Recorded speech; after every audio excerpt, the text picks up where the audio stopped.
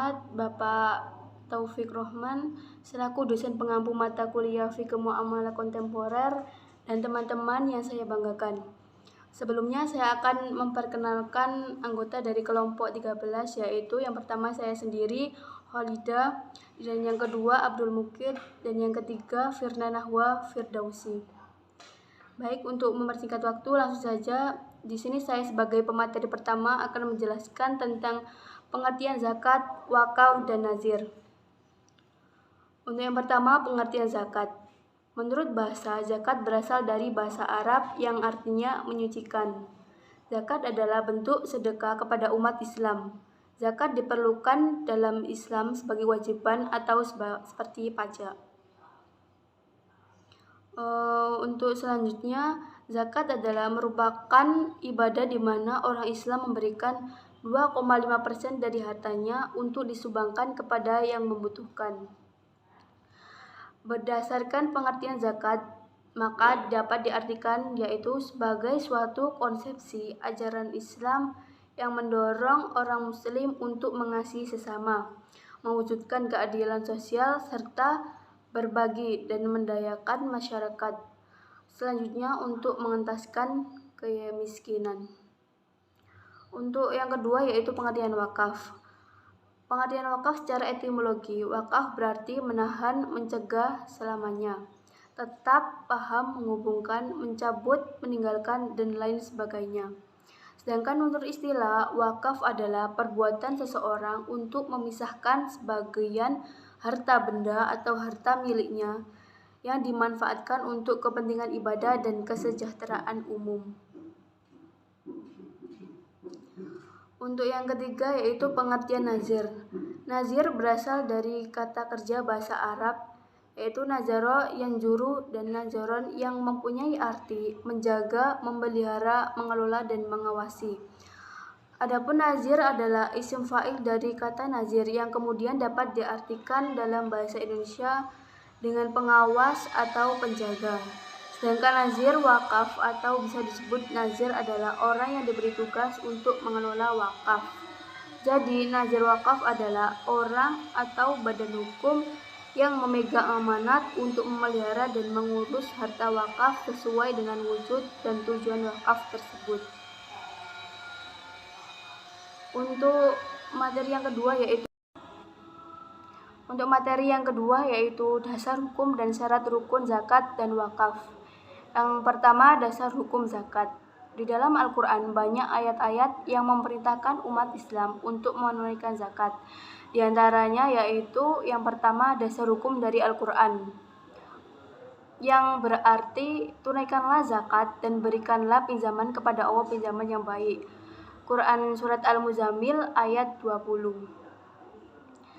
Yang kedua, dasar hukum dari sunnah Nabi, yaitu dari hadis riwayat Muslim yang artinya dari Ibnu Umar radhiyallahu an dari Nabi SAW bersabda, Islam itu ditegaskan atas 5 dasar, yaitu yang pertama, hendaknya mengesahkan Allah, mendirikan sholat, menunaikan zakat, berpuasa pada bulan Ramadan, dan naik haji. Hadis riwayat Muslim dan Ibnu Umar. Yang ketiga, dasar hukum dari ijma ulama. Sedangkan dari ijma ulama, mereka sepakat dari generasi ke generasi hingga sekarang tentang wajibnya zakat. Bahkan para sahabat Nabi sepakat untuk memerangi orang-orang yang enggan membayar zakat. Yang kedua, syarat dan rukun zakat. Untuk rukun zakat yaitu unsur-unsur yang harus dipenuhi sebelum mengerjakan zakat. Rukun zakat meliputi orang yang berzakat, harta yang dizakatkan, dan orang yang berhak menerima zakat.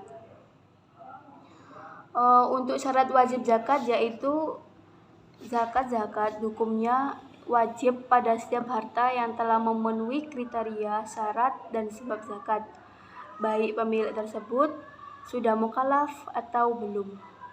Menurut jumhur ulama, syarat wajib zakat untuk mengeluarkan zakat adalah sebagai berikut. Yang pertama, beragama Islam. Yang kedua, berakal sehat dan dewasa. Dan yang ketiga, merdeka. Dan yang keempat, berkembang secara real. Dan yang kelima, sampai nisab. Dan yang terakhir, bebas dari hutang. Untuk Selanjutnya yaitu syarat sah zakat. Untuk memenuhi syarat sah zakat yaitu yang pertama harus ada niat. Para fuqaha sepakat bahwa disyariatkannya berniat untuk mengeluarkan zakat, yaitu niat harus ditunjukkan kepada Allah Subhanahu wa taala. Yang kedua, tamlik, yaitu memindahkan kepemilikan harta kepada yang berhak menerimanya. Untuk dasar hukum wakaf yaitu yang pertama Al-Qur'an dalam surat Al-Imran ayat 92 yang artinya kamu sekali-kali tidak sampai kepada kebajikan yang sempurna sebelum kamu menafkahkan sebagian harta yang kamu cintai, dan apa saja yang kamu nafkahkan maka sesungguhnya Allah Ta'ala mengetahuinya. Untuk yang kedua, mayoritas ulama menyatakan asal mula disyariatkannya ibadah wakaf dalam Islam adalah pada periode Rasulullah SAW, di mana ketika itu Umar bin Khattab mendapat sebidang tanah di Khaybar. Untuk yang ketiga yaitu ijma' para ulama sepakat menerima wakaf sebagai suatu amal jariah yang disyariatkan dalam Islam. Dengan pengamalan wakaf zaman Nabi SAW sampai saat ini dan sekarang telah berkembang di seluruh dunia, maka wakaf merupakan ijma' amali. Untuk selanjutnya yaitu ijtihad.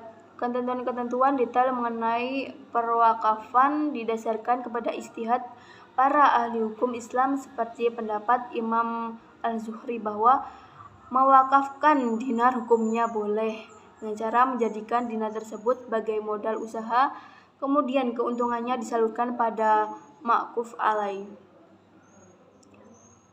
Untuk selanjutnya yaitu rukun dan syarat wakaf.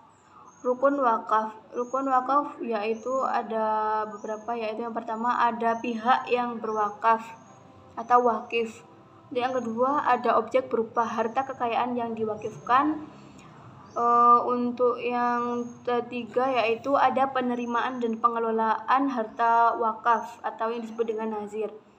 Dan yang keempat adanya sigot berupa ijab qabul yang dilafadzkan. Untuk syarat wakaf yaitu ada beberapa, yaitu yang pertama untuk selama-lamanya. Yang kedua tidak boleh dicabut. Yang ketiga pemilikan wakaf tidak boleh dipindah tangankan. Untuk yang keempat setiap wakaf harus sesuai dengan tujuan wakaf. Langkah yang selanjutnya adalah controlling, yaitu pengawasan terhadap jalannya program, sehingga jika ada sesuatu yang tidak beres atau menyimpang dari prosedur akan terdeteksi. Nah, yang selanjutnya adalah wakaf produktif. Nah, munculnya wakaf produktif dapat mengefisiensi lahan tidur di Indonesia. Betapa tidak, karena data BWI di tahun 2016 tanah wakaf di Indonesia itu mencapai 4.359.443.170 meter persegi. Namun luas tanah wakaf tersebut itu tidak berdampak yang signifikan terhadap kemakmuran masyarakat Indonesia. Tanah wakaf itu biasanya hanya digunakan untuk pemakaman, tol, dan pembangunan masjid saja. Pada akhirnya tanah tersebut itu tidak dapat dijadikan sebagai sumber pendapatan negara. Kemudian pemberdayaan wakaf produktif itu seharusnya sudah lama dilakukan. Implementasi tersebut dilakukan agar dapat terciptanya keseimbangan antara lahan tidur dan dana atau barang yang dikelola, yang artinya lahan tidur tersebut itu dapat dibangun dan digunakan sesuai dengan kebutuhan masyarakat, misalnya seperti mal, sirkuit, gedung olahraga, dan lainnya. Sehingga pemasukan dana dari pengelolaan instrumen tersebut itu dapat diberikan kepada golongan bawah. Kemudian yang selanjutnya adalah bisa jadi wakaf itu tidak diberdayakan karena permasalahan ini itu kurang dibahas secara intensif. Hal ini disebabkan karena umat Islam itu hampir melupakan kegiatan-kegiatan yang berasal dari lembaga perwakafan. Padahal wakaf itu mempunyai peran penting sebagai salah satu instrumen dalam memberdayakan ekonomi umat. Dalam sejarahnya, wakaf itu telah memainkan peran dalam pengembangan sosial, ekonomi, dan juga budaya masyarakat. Nah, hal-hal yang paling menonjol dari lembaga wakaf adalah peranannya dalam membiayai berbagai pendidikan Islam dan juga baik. Materi yang selanjutnya adalah mengenai problematika zakat produktif, wakaf produktif, dan juga wakaf uang. Nah, dalam zakat produktif ini haruslah diperhatikan orang-orang yang akan menerimanya. Apakah dia itu benar-benar termasuk orang-orang yang berhak menerima zakat dari golongan fakir miskin. Nah, demikian juga mereka adalah orang-orang yang berkeinginan kuat untuk bekerja dan berusaha. Jadi Mas Fuk Zuhdi menyebutkan bahwa seleksi bagi para penerima zakat produktif itu haruslah dilakukan secara ketat, sebab banyak orang fakir miskin yang masih jasmani dan rohaninya sehat tetapi mereka itu malas bekerja. Nah, mereka itu lebih suka jadi gelandangan daripada menjadi buruh ataupun karyawan. Nah, mereka itu tidak boleh diberi zakat tetapi cukup diberi sedekah ala kadarnya, karena mereka itu yang akan merusak citra agama Islam.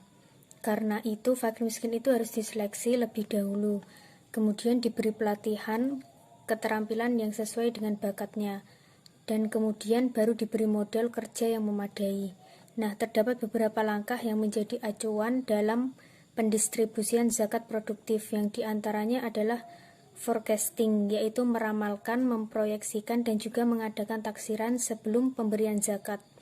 Kemudian langkah yang kedua adalah planning, di mana dalam planning ini itu merumuskan dan merencanakan suatu tindakan tentang apa saja yang dilaksanakan untuk tercapainya program, seperti penentuan orang-orang yang akan mendapatkan zakat produktif. Kemudian menentukan tujuan yang ingin dicapai. Dan langkah yang selanjutnya adalah organizing dan leading, yaitu mengumpulkan berbagai elemen yang akan membawa kesuksesan program, termasuk di dalam membuat peraturan yang baku yang harus ditaati. Baik, selanjutnya saya akan menjelaskan mengenai konsep zakat produktif, wakaf produktif, dan wakaf uang. Nah, zakat produktif itu diartikan pemberian zakat yang dapat membuat para penerimanya menghasilkan sesuatu secara terus-menerus dengan harta zakat yang telah diterimanya. Nah, zakat produktif dengan demikian adalah zakat di mana harta atau dana zakat yang diberikan kepada para mustahik tidak dihabiskan, akan tetapi dikembangkan dan digunakan untuk membantu usaha mereka. Sehingga dengan usaha tersebut mereka dapat memenuhi kebutuhan hidup secara terus-menerus. Yang kedua itu ada wakaf produktif. Wakaf produktif diartikan juga itu sebagai harta benda atau pokok tetap yang diwakafkan untuk dipergunakan dalam kegiatan produksi dan hasilnya disalurkan sesuai dengan tujuan wakaf. Seperti wakaf tanah untuk digunakan bercocok tanam, mata air untuk diambil airnya, dan lain-lain. Wakaf produksi juga dapat didefinisikan yaitu harta yang digunakan untuk kepentingan produksi, baik di bidang pertanian, perindustrian, perdagangan, dan jasa yang memanfaatkan bukan pada benda wakaf secara langsung, tetapi dari keuntungan bersih dari hasil pengembangan wakaf yang diberikan kepada orang-orang yang berhak sesuai dengan tujuan wakaf. Yang ketiga itu ada wakaf uang. Wakaf uang yaitu merupakan dana atau uang yang dihimpun oleh institusi pengelola wakaf atau nazir melalui penerbitan sertifikat wakaf tunai yang dibeli oleh masyarakat. Nah, dalam pengertian lain, wakaf tunai itu diartikan sebagai mewakafkan harta berupa uang atau surat berharga yang dikelola oleh institusi perbankan atau lembaga keuangan syariah yang keuntungannya akan disedekahkan. Tetapi modalnya tidak bisa dikurangi untuk sedekahnya. Sedangkan dana wakaf yang terkumpul selanjutnya dapat digulirkan dan diinvestasikan oleh nazir ke dalam berbagai sektor usaha yang halal dan produktif, sehingga keuntungannya dapat dimanfaatkan untuk pembangunan umat dan bangsa secara keseluruhan. Materi selanjutnya yaitu penerapan zakat produktif, wakaf produktif, zakat uang di Indonesia. Nah, zakat produktif atau pengelolaan zakat produktif lazisnu untuk pemberdayaan masyarakat. Pengelolaan zakat produktif lazisnu untuk pemberdayaan masyarakat, zakat produktif untuk pemberdayaan ekonomi mustahik yang dilakukan lazisnu adalah dengan program zakat produktif. Program ini diarahkan untuk membantu masyarakat dalam membangun perekonomian guna menopang kebutuhan hidup sehari-hari dan juga meningkatkan taraf hidup. Pemberdayaan ini dimaksudkan untuk berkuasa atau mampu atas dirinya sendiri untuk memenuhi kebutuhannya. Pemberdayaan masyarakat adalah proses pembangunan di mana masyarakat berinisiatif untuk memulai proses kegiatan sosial untuk memperbaiki situasi dan kondisi diri sendiri. Kegiatan pemberdayaan tersebut dengan memberikan dana zakat untuk usaha produktif supaya dapat memberikan semangat kepada para mustahik yang kekurangan modal usaha, sehingga dengan bantuan tersebut dapat memberikan motivasi serta dapat membangkitkan semangat masyarakat untuk berhasil. Wakaf produktif atau pemberdayaan wakaf bisnis center. Nah, di sini pembangunan gedung wakaf dimaksudkan untuk memfasilitasi berbagai pengelolaan harta wakaf secara profesional dan bertanggung jawab. Gedung ini berfungsi sebagai kantor resmi khusus menangani manajemen wakaf di berbagai tempat. Sedangkan pembangunan pusatnya bisnis bisa dilakukan dengan berbagai cara, di antaranya dengan membangun kompleks pasar perdagangan yang di dalamnya terdapat berbagai kegiatan usaha yang mendukung pengembangan wakaf. Bisnis center juga bisa dilakukan dengan cara merenovasi berbagai sarana ibadah yang berada di tempat-tempat strategis secara ekonomi, menjadi gedung usaha dan tidak membuang sarana ibadahnya. Adapun tata cara dan pengelolaan wakaf uang di Indonesia. Pengelolaan wakaf uang oleh Nazir melalui ada dua, yaitu pengelolaan dan pengembangan wakaf uang atas setorannya. Wakaf uang dan investasi wakaf uang oleh Nazir wajib ditunjukkan untuk optimalisasi perolehan keuntungan dan atau pemberdayaan ekonomi umat. Yang kedua, ada pengelolaan dan pengembangan wakaf uang atas hasil. Investasi wakaf oleh Nazir wajib ditujukan untuk pemberdayaan ekonomi umat atau kegiatan-kegiatan sosial keagamaan atau peraturan BWI nomor 1 tahun 2009 tentang pedoman pengelolaan dan pengembangan harta benda wakaf bergerak berupa uang.